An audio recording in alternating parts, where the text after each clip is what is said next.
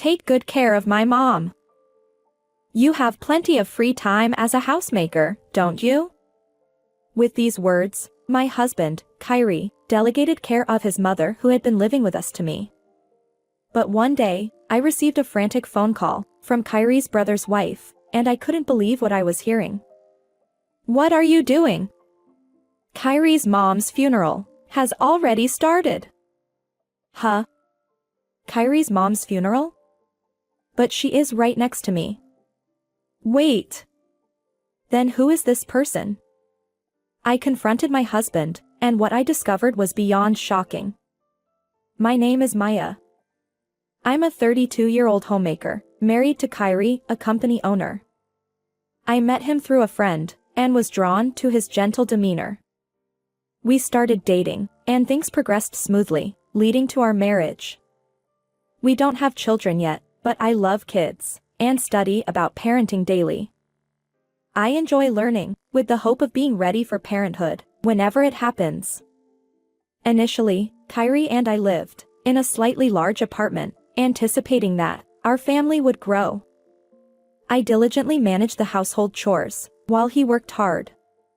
It was a modest but fulfilling newlywed life. However, one day, Kyrie's words cast a shadow over our happiness. A while after getting married, he approached me with a request to let his mother live with us.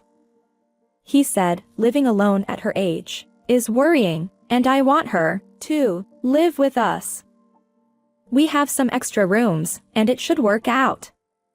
His mother required care due to her age, and she had seldom gone out for a while. Since we didn't have a wedding, and didn't have any events, like family gatherings, I had never met her directly. A distant and needing care person, suddenly moving in, could we make this work? However, it was Kyrie's request, and she is part of our family, so I agreed to his request. Melanie, I was looking forward to having you here, I said when she moved in. I consciously tried to appear friendly, and greeted her. Even so, she gave me a cold look and, led by Kyrie, entered home. I felt deflated and anxious, but she is going to live with us now, and we had to make it work. I made a fresh resolution to start living with Kyrie's mother. To support her needs, for meals, dressing, and other care, we hired a caregiver. My direct interactions with Melanie were occasional times when the caregiver wasn't present. I was anxious about how it would go because I had no experience in caregiving. However, thanks to the professional caregiver, there were no major issues, and new life with Melanie went smoother than expected. Meanwhile, our relationship, Kyrie's and mine, had been deteriorating gradually around the time Melanie moved in. The cause was our inability to have a child, despite being married for a while. Both Kyrie and I desired children, but it just wasn't happening. It seemed to be frustrating him, and he had started treating me with increasing coldness. If you can't have a child, at least take great care of my mom, he said, looking at me with an icy stare, as he tried to shift all of Melanie's care onto me. Furthermore, he unilaterally canceled the caregiver, claiming it was a waste of money. I had no experience or knowledge of caregiving, and it was nearly impossible for me to handle all of her care by myself. I at least wanted him to help. So, I approached him. It's going to be difficult to take care of your mother alone if we cancel a caregiver. If you can, I want you to help with her care too. I tried to find the right time, when his mood seemed stable, so as not to provoke him. Given that she's his own parent, it should be reasonable to request that he also assist in caring for Melanie. However, when he heard those words, his face turned bright red with rage. You would be more than enough to take care of that person. You're a stay-at-home wife with no kids. You have plenty of free time, right? I'm busy with work, don't be so demanding. He shouted at me, referring to his own mother as a that person. His transformation shocked me, and I was left speechless and frozen in place. While I was still in shock, he stormed off somewhere. Following that day, there were several evenings when he came home late, perhaps a manifestation of his unwillingness to take care of his mother. Before we got married, he had a kind personality, and we rarely had any arguments or conflicts. Yet, it seemed that not being able to have a child could cause such a dramatic change in a person. Even though the cause of not having a child might not be solely my fault, I felt disappointed in him and began to wonder if there might be another reason for his behavior. With him spending little time at home, I suspected he might be having an affair. In secret, I hired a private investigator to look into his fidelity. With our relationship strained, and me handling both Melanie's care and household chores on my own, I had many unresolved concerns. Then, one day, as I sat down with Melanie, after finishing the housework, I received a phone call from Kyrie's brother's wife. That would once again shock me. Yes, hello? Hey, Maya, what are you doing? Kyrie's mom's funeral is about to start. She spoke in a hushed and urgent tone, delivering this news that left me shocked once again. In an instant, I couldn't comprehend what was being said to me. Huh, a funeral? She is sitting right next to me, having tea. What are you talking about? She passed away in the care home 3 days ago. You mean, you haven't heard from Kyrie? Living in a care home? Passed away 3 days ago? A funeral? But she is sitting right next to me, casually sipping tea? I couldn't grasp the situation, and the information I was being given made no sense. Despite my confusion, I felt I needed to confirm something, so I asked her on the phone, "Do you know any distinctive features of Kyrie's mom? Facial characteristics, or anything that can help distinguish her from others?" My anxious demeanor seemed to have alerted her to the seriousness of the situation, and she responded, in a somewhat calmer manner than before, "Well, she has a large scar on her forehead. It's from when she fell a few years ago." A scar on her forehead. I glanced briefly at Melanie, sitting next to me. However, there was no scar on her forehead. No. There's no such scar. This person isn't Kyrie's mother. The real Kyrie's mom has passed away. Then who is this person? The elderly woman I believe to be my husband's mother is, in fact, not my husband's mother. The real Kyrie's mom passed away 3 days ago. So, who is this old lady? What is the meaning of this thick-skinned nerve that continues to pretend to be my mother-in-law, with a straight face, even though she's not the real one, and casually sips tea? Maya, are you listening? Hey, Maya. From the other end of the still-connected phone, I could hear her calling me.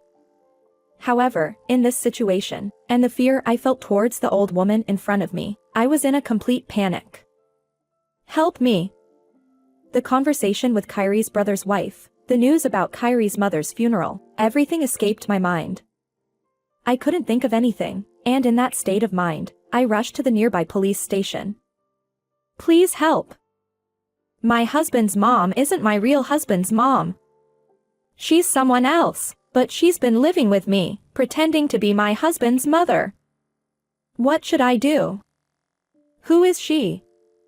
Okay, calm down. Let's start with some slow, deep breaths. In a state of panic and confusion, the police officer gently reassured me. As I had burst into the police station.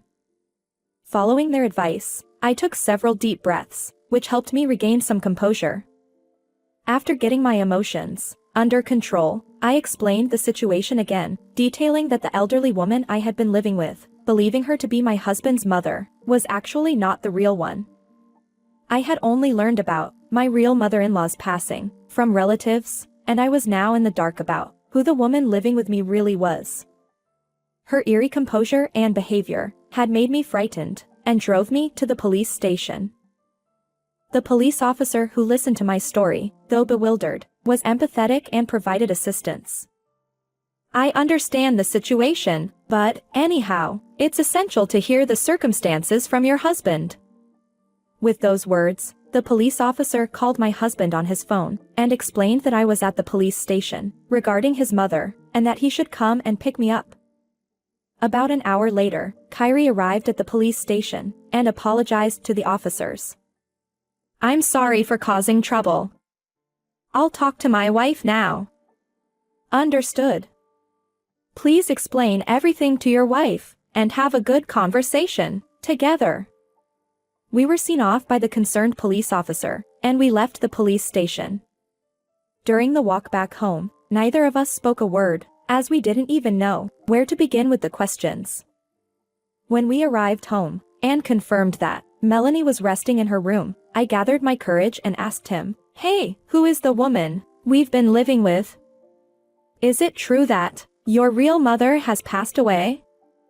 In response to my question, he calmly explained the truth, and what he told me was unbelievable, leaving me in a state of shock.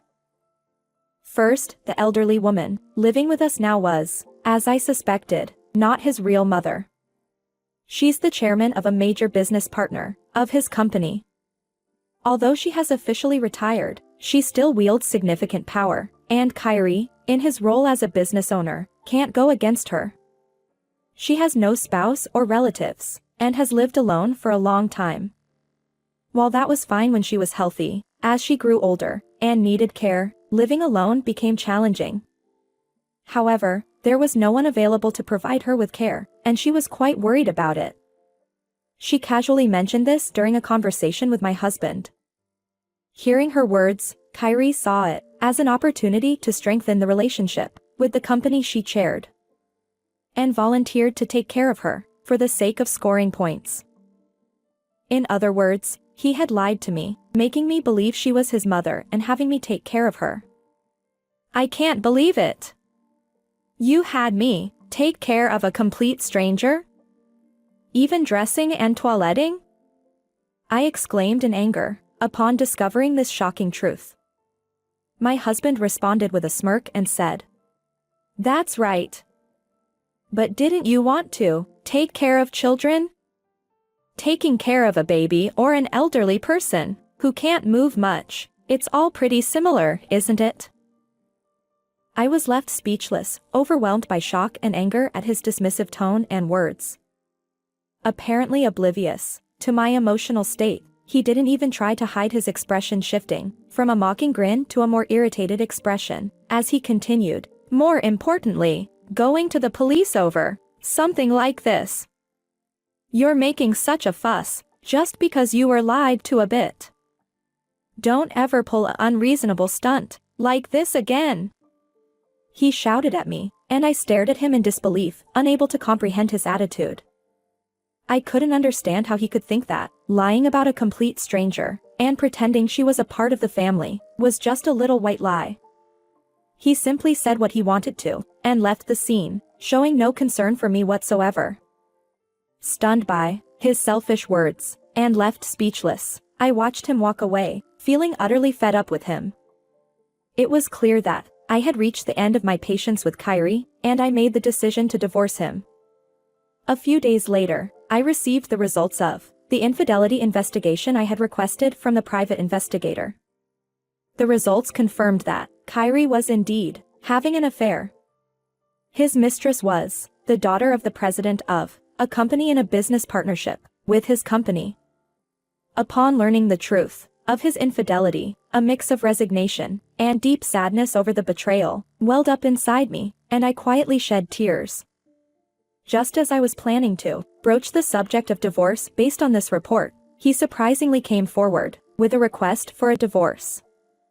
"Since the secret with Melanie is out, there's no use for someone who can't have children. Let's get a divorce." His words, delivered with an attitude that looked down on me and implied that I was only worth as much as producing children or providing care, infuriated me. But I managed to hide my anger and, inwardly smiling, agreed to his request for a divorce. "That's perfect. I was thinking of suggesting it too. Let's get a divorce." Kyrie, unaware of my scheme, didn't show any signs of changing his attitude, as if divorce was something to be expected. We both signed the divorce papers, and it was finalized without any issues. I had been left with unpleasant memories of the days spent with my ex-husband and the old woman stuck in this home. I wanted to leave this place, filled with those bad memories, as soon as possible. I moved out and started living on my own. Just when I was thinking about what to do next, I received a message from someone. He was a co-owner of the company my ex-husband managed. He prefaced the conversation by saying it wasn't something he should discuss with me as Kyrie's ex-wife, but he wanted to consult me about Kyrie's bad behavior. He explained that the company might go bankrupt if things continued like this, and that they needed to remove Kyrie from the board of directors to protect the company and its employees. He asked if I had any information that could help in this regard. So, with a smile, I replied, "Of course, I do."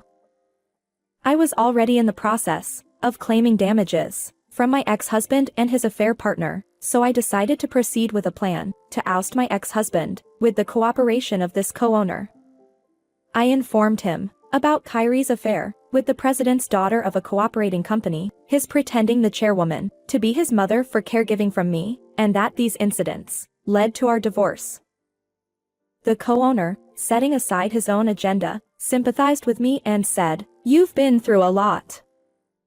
Subsequently, I initiated claims for alimony from both my ex-husband and his affair partner. He was taken aback because he apparently didn't think his affair had been discovered. However, he might have found it too bothersome to drag it into a lawsuit, so he surprisingly paid the alimony without much resistance. The compensation I claimed, an amount of 30 grand, didn't appear to be a significant sum for Kyrie as a company owner. He paid it in full along with his affair partner's share. Next, the co-owner went to Kyrie's affair partner's company to expose the truth. He negotiated for a peaceful resolution by changing their president, and Kyrie was put in a situation where he had no choice but to accept. This incident quickly spread within the relatively small company. He soon found himself under suspicion from all the employees, making the atmosphere uncomfortable.